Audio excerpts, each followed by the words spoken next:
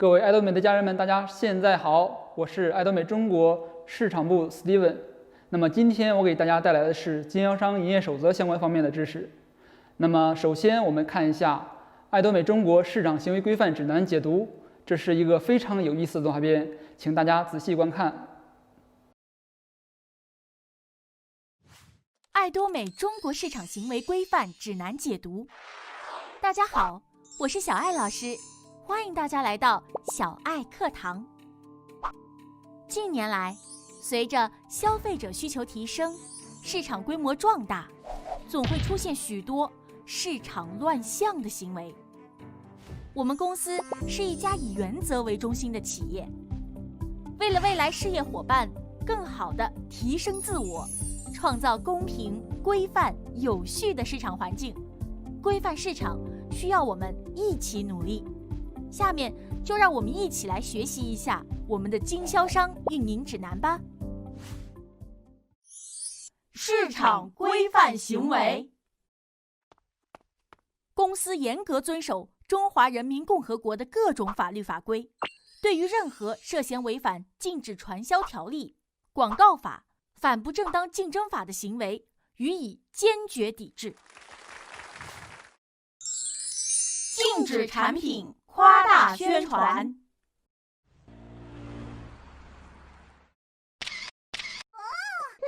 像这种产品使用前后的对比及分享是不被允许的哦。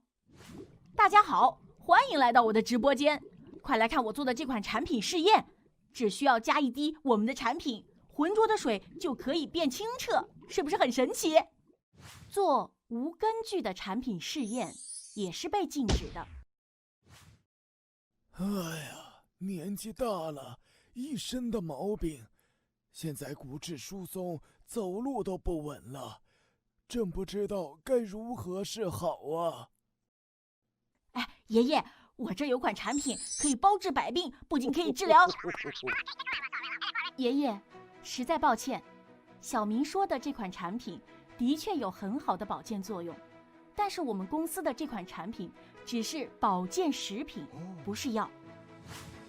讲产品不夸大，我们一定要如实推荐公司产品，考虑顾客的利益，才能赢得顾客的信任哦。所以大家一定要禁止宣称产品的治疗功效，我们做得到。禁止制作并发布海外制度。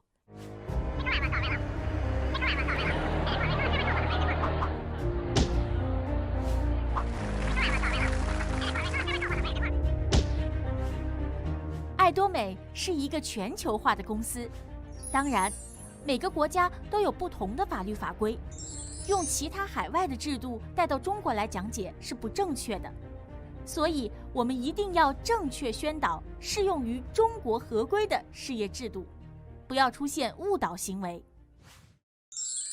规范市场经营。我们一起来看看下面几个案例，他们的行为到底正不正确呢？欢迎大家来到我的爱多美私人会议，大家跟着我干，3个月帮你赚得100万。禁止私自举办任何形式与公司有关的会议，禁止诱导宣传投机行为。大家排好队，后面的人请准备好身份证、银行卡，交了入门费，成为会员，包你赚得快。禁止收集个人信息，禁止以公司名义建立会员注册系统，自行为他人计算并发放报酬，禁止以公司名义收取入门费。嗨，欢迎你们来到我的服务中心，快让我给你们介绍一下我们的产品吧。小明，你的服务中心获得公司的批准了吗？悄悄跟你说，没获得批准，偷偷开也没关系的，反正没人知道。小明，所有服务中心都必须由公司批准开设，你的这种做法严重违反了公司规定，会受到公司相应的处罚。我们一定要坚守公司的正道经营理念，维护市场秩序，坚守原则，我们才会走得更长远。呀，小明，好久不见，看你最近生意做得越来越好，大家都很羡慕你呢。悄悄跟你说，我这里确实有个好机会，你在你们公司是赚不到钱的。你们公司产品太贵，模式太差，还是快来跟我一起做吧，让你跟我一样一夜暴富不是梦。太好了，明天我就跟着你一起发财致富。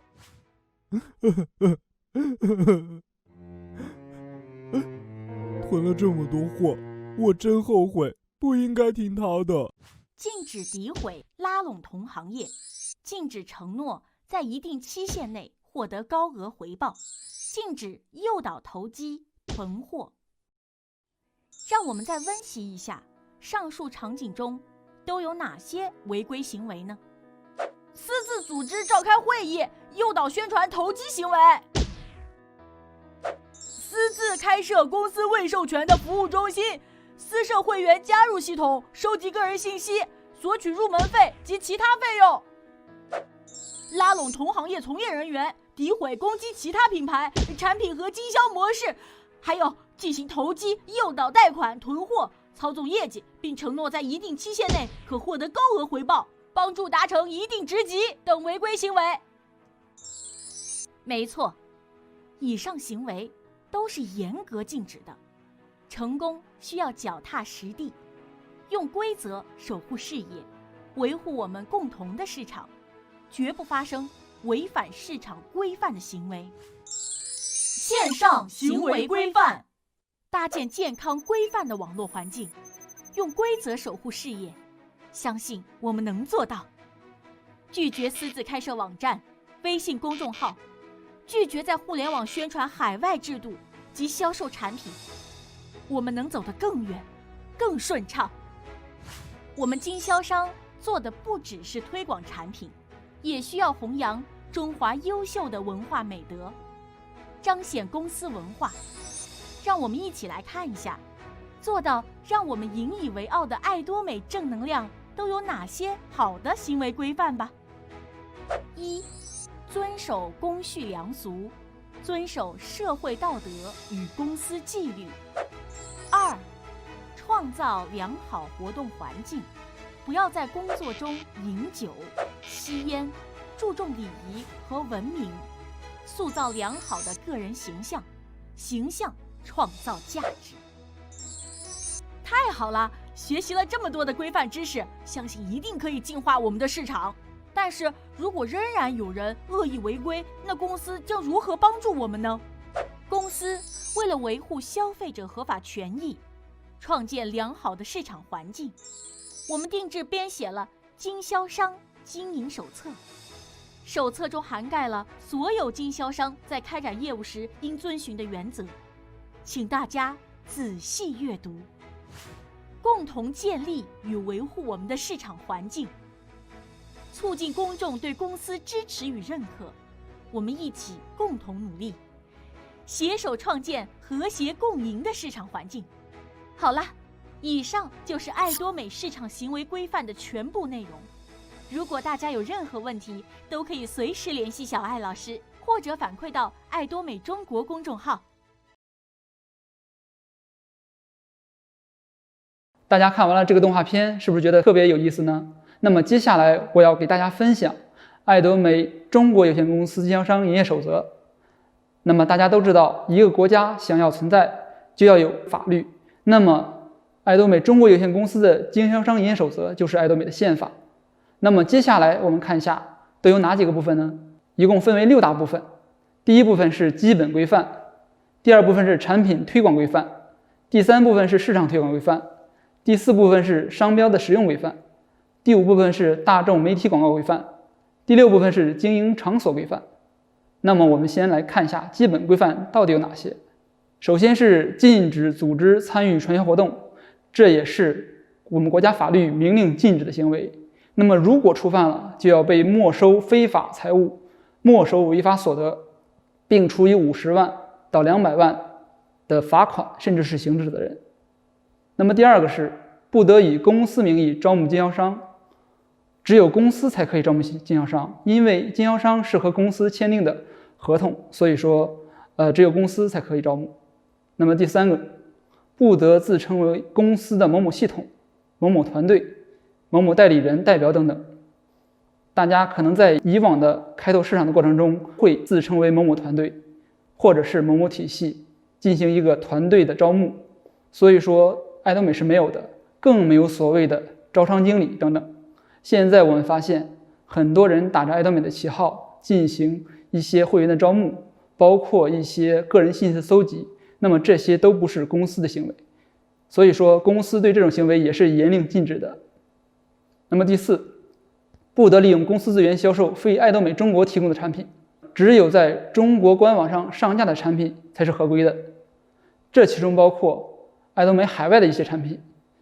举个例子来说，很多的伙伴从海外带来一些产品，虽然说也是爱多美的产品，但是这些产品没有在爱多美中国的官网或者 APP 上架，那么它在中国销售是违规行为，而且产品的上面没有中文的标签，没有在国家的相关机构进行报备，如果一旦出现了售后问题，那么是一个很严重的问题。所以说我们是明令禁止销售爱多美海外的产品。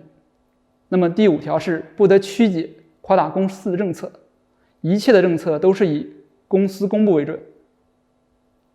第6是严格履行税务责任，依法纳税，这是中国公民应该遵守的基本义务，所以说这个我也不多说了。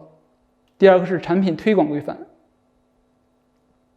那么首先是禁止夸大失实的产品宣传，更不得误导欺骗消费者，不得以诱导强制的方式推广爱多美产品。其实大家最近的一些消息也知道，有些公司为了夸大产品宣传，把产品卖出高价钱，所以说进行了一些失实的宣传，最后造成的结果呢，公司受到了高额的处罚，甚至是公司的董事长也进到监狱里去了。所以说这个行为是非常严重的。那么第2个，不得在非公司指定的固定场所，比如说卖场、超市、街头售卖公司的产品。第3个是不得擅自拒绝消费者的正当要求，退换货产品的申请。那么应该是严格按照公司公布的退换货政策进行来处理。那么接下来我给大家分享的是市场推广规范。市场推广规范包括了6条。那么首先第1条是不得擅自举办与公司相关的业务及其会议。那么这一条我要重点强调一下，因为大家在以前的市场拓展过程中，很多的经销商会自己举办一些会议，那么之前的其他公司可能会鼓励这种行为。为什么呢？首先，经销商举办会议可以给公司节省很多成本。那么经销商如果自己开会的话，需要租赁场地，需要有员工帮助，而且会做很多的物料，所以说会给他们带来很大的负担。如果他们举办这种会议的话，进行了高额的投入，那么他们肯定会要赚回来的。那么怎么赚回来呢？比如说夸大一些产品的宣传，卖出更多的产品，才能赚回之前投入的成本。在爱多美不会有这样的，因为公司要节省大家的成本费用。第2是报备会议是很麻烦的事情，所以说这种问题交给公司解决来就好。第2是不得以人为调控或操纵业绩，谋取不当的利益。第3条，抢夺公司其他经销商的客源，进行不正当的竞争。那么第4个是不得散布于任何未经公司核准的各类政策信息。第5是不得擅自为其办理入会及代办手续等等。然后第6是不得诋毁、攻击其他公司品牌的商品及声誉。很多人在开拓市场过程中会拿自己的产品和其他品牌的商品进行做对比，不仅是对比其中的功效、价格，甚至做一些不合科学的产品实验。举个例子来说，我之前看过一种实验，就是之前的一家公司宣传自己的面膜特别好，怎么证明呢？他把使用过的面膜放在一种带颜色的饮料里，那么经过晃动之后，很神奇的现象就出现了，里面的颜色都没了，然后饮料变得是非常清澈。很多的这个不明真相的伙伴就觉得非常神奇，但是我要告诉大家，这是一种科学的现象，而不是因为它产品有多好。这种材料叫色母片，他们会通过面膜使用色母片这种材料来制作，那么色母片的一种特性就是吸附。现在色母片应用在很多的这个家庭当中，作为洗衣机的一种配套设施。比如说把色母片放在洗衣机里，有颜色的衣服就不会交叉这个染色。所以说不能是因为它们展现出一种你不知道的现象而证明它的功效，不能因为它的吸附颜色而证明它可以吸黑头去油。所以说大家千万不要做这种没有科学的实验。而且我们公司现在准备推出海外购的产品，那么海外购的产品国家明令禁止销售，海外购的产品仅限自用，那么大家一定要清楚这条规定。第四是商标的使用规范有以下4点。第一是不得擅自使用、复制、修改公司的相关商标。第二是不得注册与公司专利权相同或相似的商标。那么第三是不得以公司的名义制作、出版文字、图片、视频等资料。第四是不得擅自印刷、使用非公司经销商统一的格式名片。那么我给大家展示一下，这就是经销商统一的格式名片，其中有姓名、职级，有您的联系方式、地址等等。同时，你也可以把自己的微信二维码或者是这个店铺的二维码印在上面。第5条是大众媒体广告规范，那么其中不得使用任何非公司制定的辅销资料、辅销器具或业务手段。那么第2是不得自行或通过其他单位制作与公司有关的印刷品及影像资料。第3是不得将公司未公开发布的讲义或教育内容进行公开或私下的公布和传播。目前我们发现有些私自印刷资料的情况，上面印着公司 logo， 但是呢里边的内容涉及到一些夸大宣传的东西。如果我们发现这种情况的话，会对相关人员进行一个处分。后面我会讲到具体的处分制度是什么样的。好，下面是经营场所规范。第1条是经营场所须与营业执照核准登记的信息一致。第2是未经公司许可，经营场所在外观上不得存在与公司相关的一些元素。第3，经营场所内的产品陈列、海报、杂志、宣传片等资料需遵守公司的宣传规范。第4是经营场所内禁止擅自组织召开会议。现在我们发现有一些工作室或者是店铺在场所内私自印刷海报挂在墙上，或者是他的工作室名字直接与公司的名字相一致。所以说如果我们发现这一情况的存在，我们也会进行查处。接下来我给大家分享一下处分制度。首先我们划分了6个等级。第1个是口头警告，第2级是书面警告，第3级是暂停发放服务费，最长达6个月，第4是暂停业务资格，最长6个月，第5是停止计算服务费，最长12个月，第6是终止合同并注销会员编号。那么以上的处罚等级为公司制定的评判标准，那么公司会根据违规的程度和造成的影响进行综合的考量，对其的处分会有所不同。那么下面我来给大家具体解释一下这6个处分的含义。首先是口头警告，有一些经销商违反了公司的相关规定，但是违规的程度较轻，或者是他不是有意违反的，那么我们会对其进行口头的警告，并要求其参加培训，及时改正。那么第2个是书面警告，那么如果违反了公司的一些规定，而且拒不参加培训、拒不改正的，那么我们要进行书面的警告。第3是暂停发放服务费，那么我们在处罚期间会保留服务费，等处罚期结束之后恢复业务资格，会把服务费一并发放。第4是暂停业务资格，这里包含了4个方面。第1是失去了购买产品以及销售产品的资格，第2是失去了服务市场的资格，第3是禁止参加成功学院研讨会等一系列的会议，第4是禁止参加服务中心的一些相关活动。第5级也是比较严重的，是停止计算服务费，如果在这期间达到了一定的职级，那么公司也是不予承认的。第6级也是最严重的一级，终止合同，注销会员编号。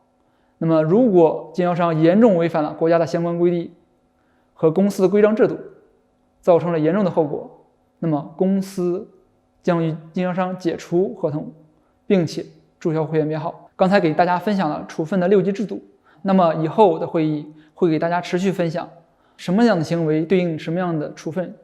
那么今天给大家主要讲解一下，以金钱诱导他人加入、调配操控业绩、恶意抢得客源、谋取不当利益，最高可处以6级处分。那么有以下这种现象。第一种，公司开业之前，有些人会搜集他人的信息，并给予一些承诺。公司开业之后进行一些金钱上的补偿。那么第二个是宣传其个人的市场业绩非常大，诱导不要加入其他人的市场，并承诺加入到自己的市场后会给一些开拓的资金。第三是已经成为经销商的伙伴，在宣传其所在的市场必予支持，并承诺加入自己的市场后会给予一定的补偿。那么第4种，已经有市场的经销商伙伴，但是他的亲戚或朋友知道了他加入其他市场，会找到他，但是碍于面子，可能会用他子女的身份证又进行注册，那么实际的经营者还是这个人。第5，其所在市场的领导人不予支持或者进行语言攻击，那么如果这个时候有人诱导其退出，加入他们的市场，并给予一些金钱上的承诺，可能这个人就退出了。那么这里给大家介绍的这5种现象经常存在于市场，所以说我们也会针对于这种行为予以严重的处罚。